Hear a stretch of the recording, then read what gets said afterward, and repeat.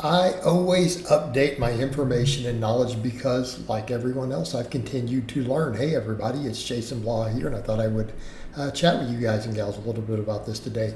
It's one of those things where, sometimes I update knowledge, update information, update perspectives, and, people will get upset. They actually get upset at it. But here's the thing, guys.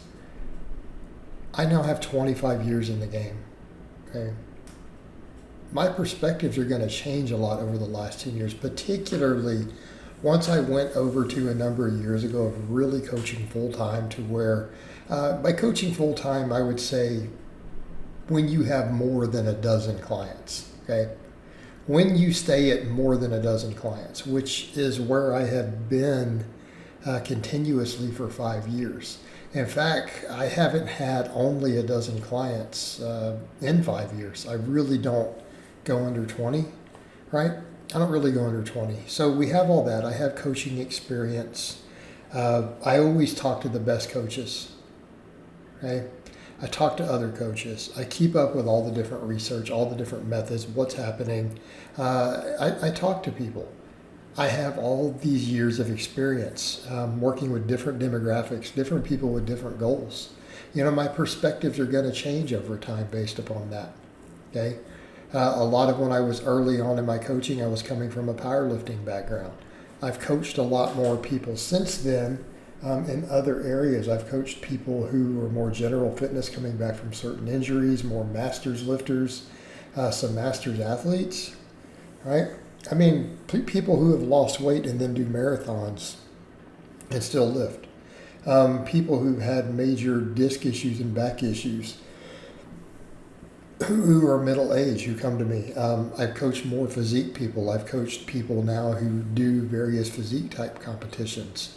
So over time, those perspectives are going to change, and they're also going to change with my own life experience. And so what I would say to people, all of us who are putting out information, all of us who are putting out stuff, yes, we're always going to have some fundamentals that we stick to, but we are going to evolve our craft. We're going to evolve our knowledge.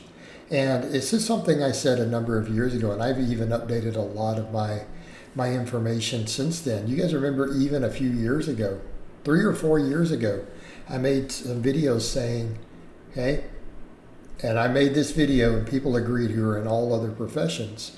It must have been about 4 years ago. I said, if you can't look back at yourself in your professional career, if you can't go back 5 years and shake your head at some of the things you said and did, or you can't sometimes shake your head and you go back 5 or 10 years and go, man, I was really dumb. I really got some stuff wrong. Okay? If you can't do that in your profession, you probably are not very good at your profession then. Like, you probably haven't learned that much, because it doesn't matter that a lot of it worked and a lot of it was successful. Sure, people say, yeah, but a lot of your info helped people. A lot of it was good. Yeah, because it was still above average compared to what was out there. But if we are going to seek to be great coaches or great at any profession that we do, we always seek to learn more. We're always going to be pushing that envelope of knowledge. And isn't that in keeping with some of the people whose shoulders I stood upon? Okay. But didn't I say many times over the years, I stand on the shoulders of giants? People are like, you stole this knowledge or that from Louis Simmons. And Louis Simmons admitted he stole lots of it from other places too. But I gave credit. And I think that's the difference. It's not stealing when you stand on the shoulders of giants and say, hey, I learned from the knowledge of these people who came before me, did my best to build off of it and continue to learn. Okay? But if we were to take someone like Louis Simmons, why was Louis Simmons so good as a coach? Ooh, you guys ready? Was it because he was dogmatic? No. Louis Simmons was an innovator. Louis Simmons was a disruptor. He saw a whole industry or a whole community, say the powerlifting and strength world, and said, you know what? I think people are getting a lot of this wrong. We can do better. I'm going to adjust these methods. I'm going to innovate. I'm going to go take all the text of these other different coaches around the world. I'm going to try to find the good stuff in what they're doing. Okay? Or it's like Bruce Lee said, learn everything, take what works and throw away the rest. Okay? Didn't Louis Simmons do that? And didn't his methods evolve over time? How many times did he say over the years, like when you watch someone of his career, it makes great sense as a coach. Okay, and I'm emulating his model. Like me even doing what I'm doing by saying this stuff now is giving a nod to his methods. Isn't that what Louis did? He always said, I am always going to try to find a way to make people better through any means necessary. I'm going to take all the knowledge I can. I'm going to experiment with it. I'm going to take all the work of every great coach.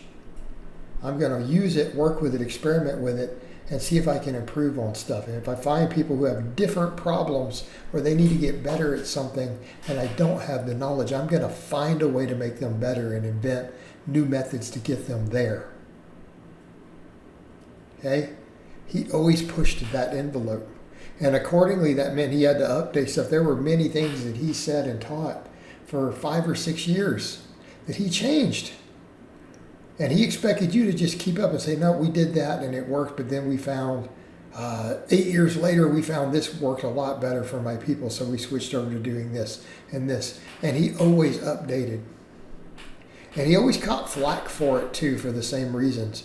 But didn't his people just always keep getting better? He always produced champion after champion after champion. Okay? He always got people better. And we have to remember that when we are looking at the art form of coaching, particularly coaching lifters, coaching people chasing body composition. Always give a nod to the old masters, those who have come before you. And then try to update and learn and perfect things. Okay? Very much even like, say, Bruce Lee did, right? We always want to update our knowledge. We always want to stay current. Know what the different science says. Look at what the best coaches are doing.